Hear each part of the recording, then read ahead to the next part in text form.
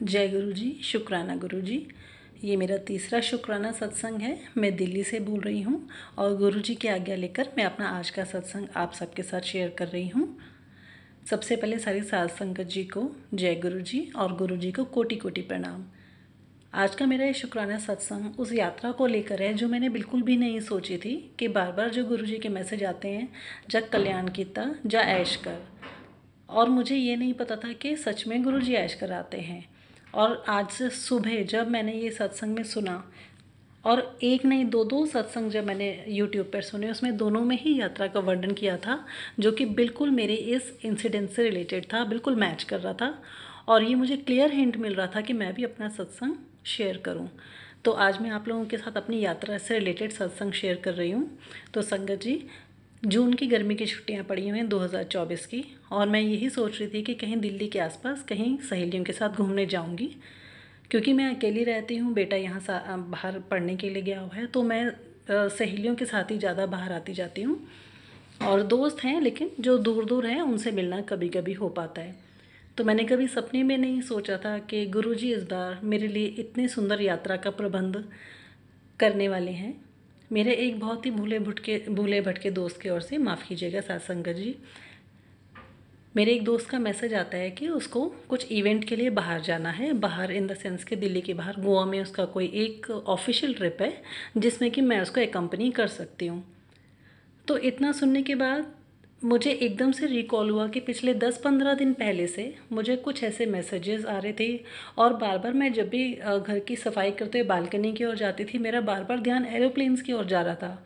और मैं ये सोच रही थी पता नहीं मेरा ध्यान बार बार एरोप्लेन्स की ओर क्यों जा रहा है। और कुछ मैसेज भी ऐसे आ रहे थे यात्रा से रिलेटेड। तो मैंने इस चीज़ को सीरियसली नहीं लिया, क्योंकि मैंने सपने भी नहीं सोचा था कि मैं अभी इस फेज़ में, लाइफ के इस फेज़ में जिसमें कि अभी पॉकेट बिल्कुल भी अलाउ नहीं करती, सोच समझ के खर्चा करना पड़ता है, कि मैं अभी एक ऐसी जर्नी पे जाऊंगी जिसमें मुझे प्लेन में जाने का मौका मिलेगा। तो 10-15 दिन से जो थॉट माइंड में आ रहा था, या एरोप्लेन बार बार उसकी आवाज़ ज़्यादा सुन रही थी, दिख ज़्यादा रहे थे, मैसेजेस आ रहे थे, तो मैंने उन सबको बड़ा लाइट ले लिया कि नहीं, ये मेरे से रिलेटेड नहीं हो सकता, ऐसे ही मेरा ध्यान जा रहा है। लेकिन आप बिलीव कीजिए संगत जी, जब उस फ्रेंड का ये ऑफ़र आया कि मुझे गोवा जाना है और मेरी टिकट सारी स्पॉन्सर हो रही है उसकी ओर से, और वहाँ रहने का खर्चा भी मुझे नहीं उठाना है, कुछ उसके ऑफिस का अरेंजमेंट ऐसा था कि मैं अभी वहाँ पर एक रूम मेरे को भी अलॉट हो चुका था, उसने करवा दिया था।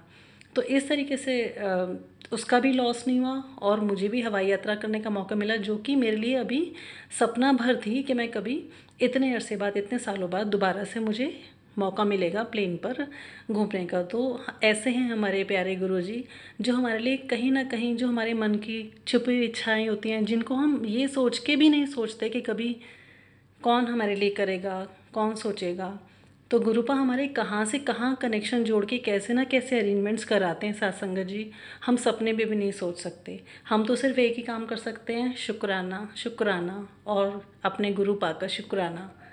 वो हमसे इतना प्यार करते हैं और हम इतनी भूलें करते हैं, उन सब के लिए मैं उनसे हाथ जोड़ के माफ़ी मांगती हूँ कि उनकी झल्ली बच्ची से कभी कोई मिस्टेक, जाने अनजाने जो भी गलतियाँ हो जाती हैं, उसके लिए वो मुझे माफ़ करते आए हैं और आगे करते रहें। मेरी और मेरे बच्चे की बाँह जो उन्होंने फड़ी है, कभी ना छड्डियो गुरु जी।